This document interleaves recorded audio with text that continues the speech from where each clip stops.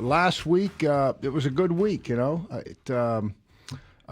was the best. We get right into the Bears, I guess. Thanks. Everything, the holiday was great, but we topped it off with a big Bears win, and I thought it was their best win of the season, not because it was Philadelphia, but how they did it. Mm-hmm. And I thought it was a 4. Oh, you love that. Oh, you love the Coach. manner in which they won. You love the way they dominated the line of scrimmage and ran the ball 47 times. Yeah. Think about that. Think about that. Think about that. I had a few in the 40s, but I don't think I ever had 47. I'm going to have to go back and check that now. You said it. But no,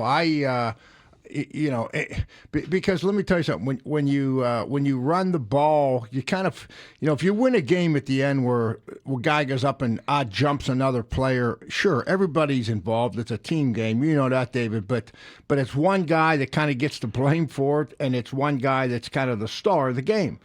But when you win the way the Bears won on last Friday, they everybody was involved in that running game. It was really a heck of a deal. I want to get into all the Packers stuff. I want to get into some of the college stuff after the next segment. But I want to start with this running game that is the best in the NFL 9 or 12 games into the season.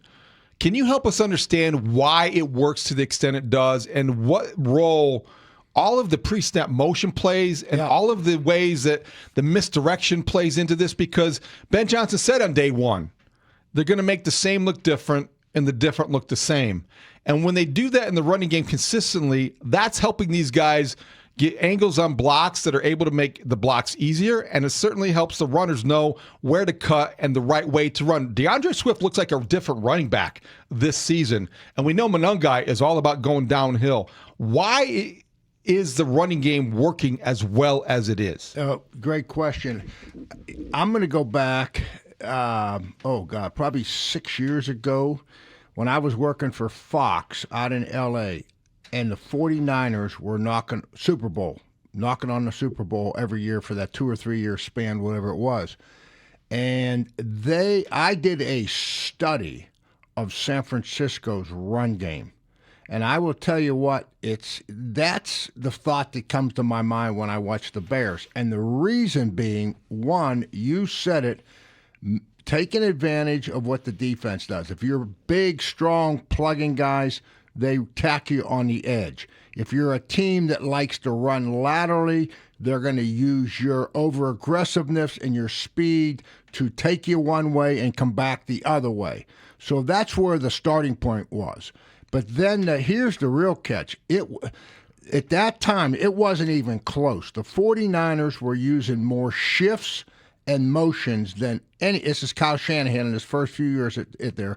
They were doing it, I don't want to say twice as much, but a heck of a lot more than any other team in the NFL. And then here's the third step of it.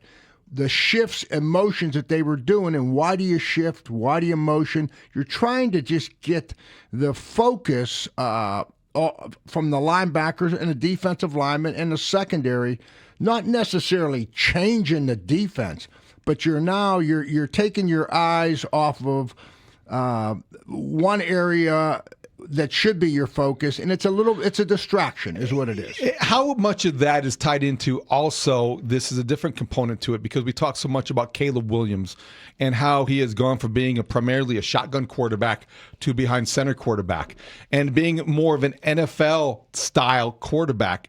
Was that important, or I guess how important was that to establishing all these other things about the running game? Because I guess maybe it's conventional wisdom, but you do seem to have more examples of strong running games with quarterbacks who are under center. That's 100%. Emmitt Smith wouldn't take a snap, not out of the gun, but when he was offset back. Great tailbacks, and we used to be I formation. Now it's the pistol set. So when I say pistol set, for our listeners, you're going to see Caleb under the center, and you're going to see our running back, Swift or Kalmananga, lined up like they would be in a tailback position, except that there's no fullback. So it's really I formation with no fullback, okay? And why do running backs like that? Because it gives them the opportunity to run straight ahead, to take it to the outside, and also to wind it all the way back, which we saw Swift doing that several times. That they start them one way and bring it back. You can't do that as effectively. Can you do it if you're in the gun and the back's offset? Yes. But can the running back vision? It's all about vision with the running back. Those guys got to have a feel for when do I cut it back and when don't I? Where's the soft spot of the defense? And you can do that a lot better by being in the I formation, we'll call it, with no fullback or fullback, doesn't matter, as compared to being in the gun offset. So that formation, David, is the real key that gives you more opportunities to run a variety of running plays. The third point, I just want to get this in. The other thing, when I was doing that study on San Francisco, and which is the Bears now, it was a challenge for me to know run or pass. When they would shift. One sets up the other, obviously. Thank you. Exactly. And, you've played it. I mean, David, they go shift, they go motion. All of a sudden, the back starts one way, and the runs that they were running, which is the Bears do now, guess what? They got a play-action pass off of the identical shift, off of the identical motion. The back's going the same way. The quarterback opens the same way, but it's a pass play. And, man, I tell you what, I was going through that breakdown, and they did a fabulous job. That's what the Bears are doing right now. They're mirroring the run and the pass. They're motioning, they're shifting, and they're taking advantage of the defense, how you want to play. You want to be big, tough inside, or do you want to be a running team? And they take advantage of what you want to do. The other, to me, is the way the defense, week in and week out, adjusts and adapts based on the personnel, based on the quarterback, based on the offense they're facing. Against Mason Rudolph, for instance, I don't recall the number specifically, but I don't remember Dennis Allen blitzing a lot. They made him throw the short passes. They stayed back, and they really weren't that aggressive or as aggressive. There might be a lot of reasons for that. But against Jalen Hurts, in the first half, they blitzed 1 out of every 2 downs. And overall, 44% of the time against a quarterback who's seasoned and experienced and is in a position to handle it better than most. Why do you think they did that, and how important do you think that shift was? Well, one, I think they did it probably because of it was different than the week before. So obviously Philadelphia was not going to be practicing for it and not be prepared for it. 2, I think when you got Kyler Gordon and you got Jalen Johnson back, that's 2 guys that can cover. So now, because and I know we've talked about this, anytime that you blitz or pressure, you're bringing guys that normally would be covering.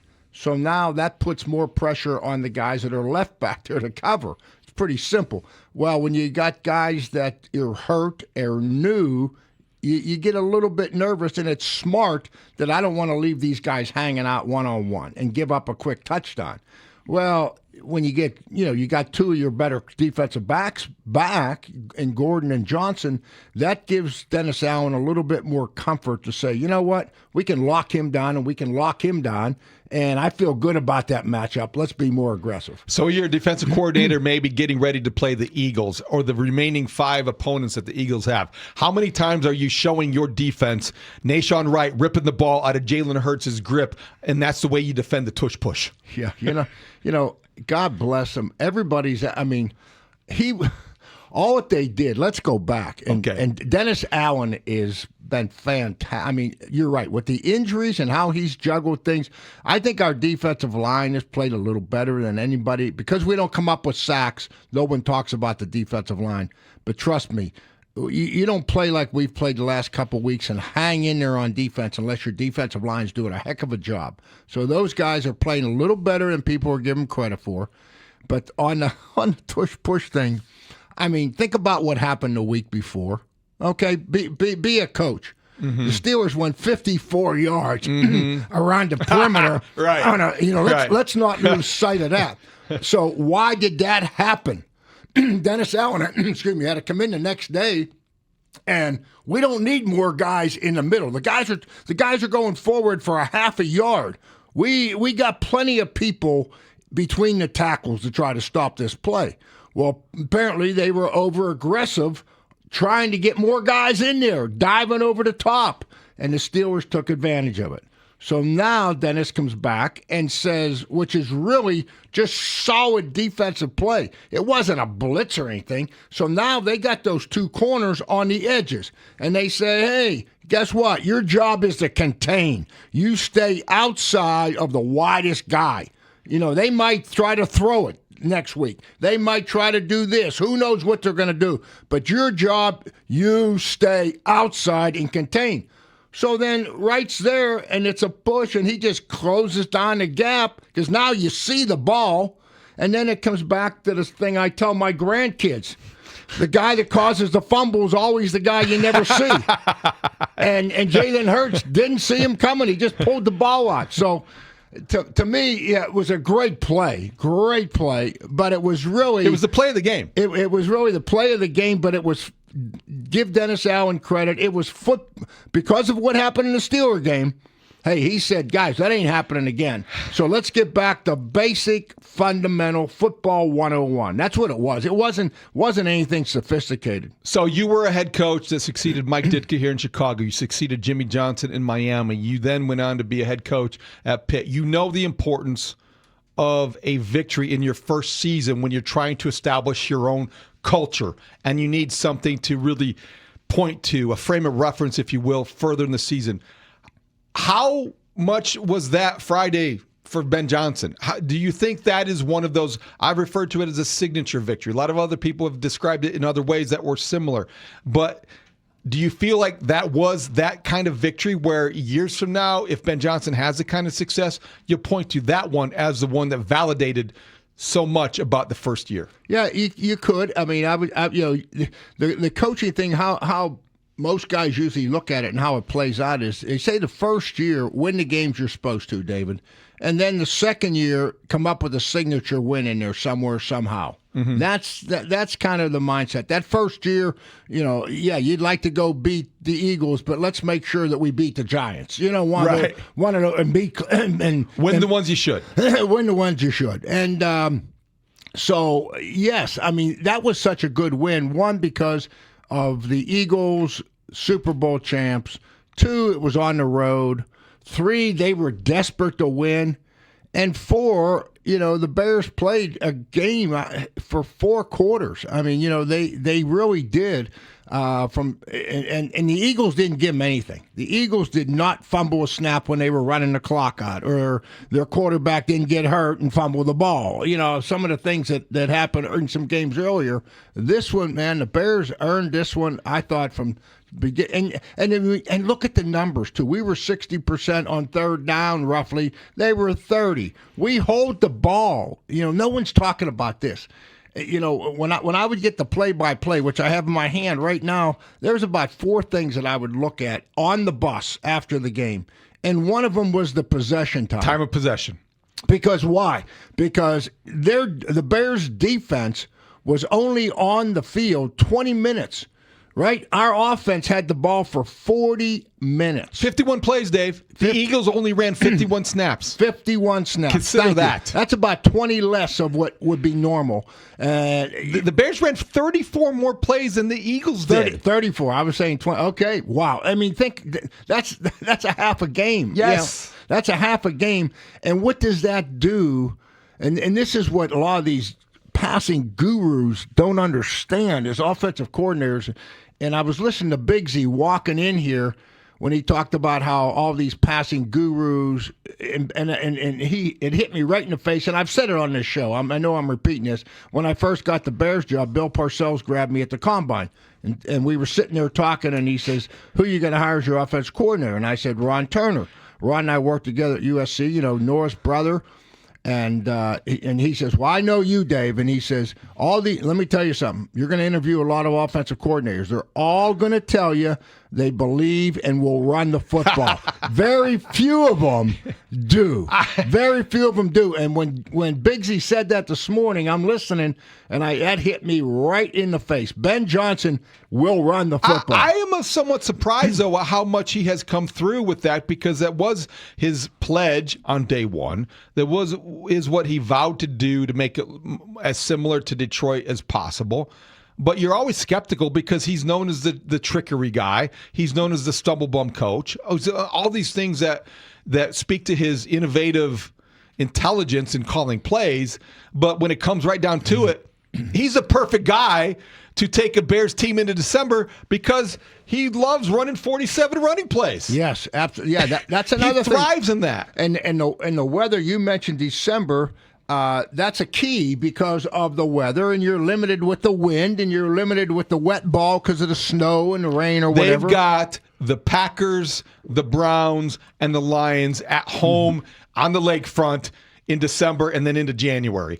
That's exactly where you want these opponents. You don't want to play Detroit on a fast track indoors late in the season. You want them at your place. And you know what else you want? You want a field goal kicker that is consistent inside the 50. Because when you get in those conditions, sure, you may have to try a 60-yard field goal to win. That's not what I'm saying. But my point is, you're going to be kicking a lot more field goals in bad conditions inside the 50s than in a dome. And we got that also with Carlos. All right, it's Packer week. So we heard before, and you were in there listening to the back and forth, began on the day that Ben Johnson was introduced. Matt LaFleur extended it this week. It'll go back and forth, and both coaches will deny anything special. How special is it from a coaching perspective? And do you recall going publicly back and forth with any of your Packer counterparts? No. I knew different than Ben and Matt LaFleur. I knew Mike Holmgren well because he was the offensive coordinator of the 49ers. I was the defensive coordinator of the Dallas Cowboys. Mm-hmm. And so we would actually, if you can believe this, after the game and stuff, we'd be in the elevator on the press box.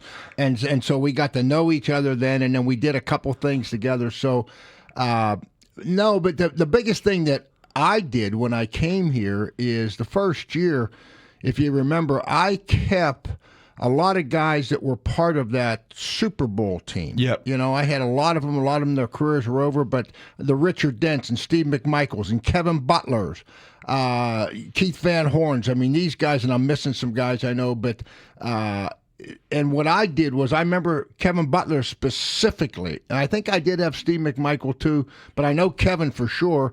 I had a couple guys the week of the Packer game stand up and talk a little bit about this, because I'm coming here from Dallas, and and back then it seems now that guys move a lot more too. Back in the day, players were with teams for 10 years. Think about it. All the guys I just mentioned. Yep. This was 1993. And they were all on the Super Bowl team in 1985, right? So, this is 10-year span, and these guys are still with the same team.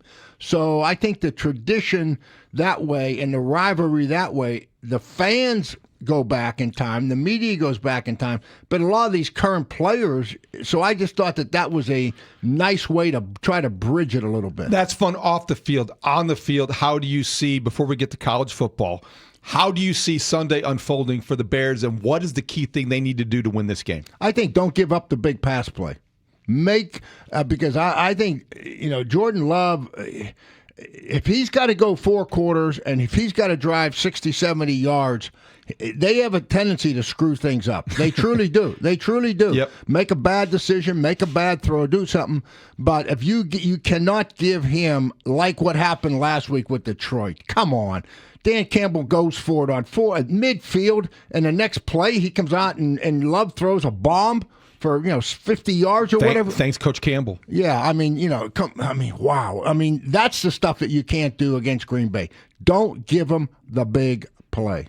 Are the Bears capable of going into Lambeau and beating a team with Micah Parsons on that defense. Absolutely. You know, and Micah Parsons, I don't know. I got a little different philosophy than what they do with Parsons. You know, I'm a big believer in, you know, whether it was Richard Dent or Charles Haley, when a guy like that put his hand on the grind, let him work on something all week, let him study that one tackle that he's going to have. You to don't like beat. moving him around. I don't. Jason Taylor, I would flip from side to side. Isn't it more confusing to the offensive line to not know where he's coming from? Coach, does he have to wear a number?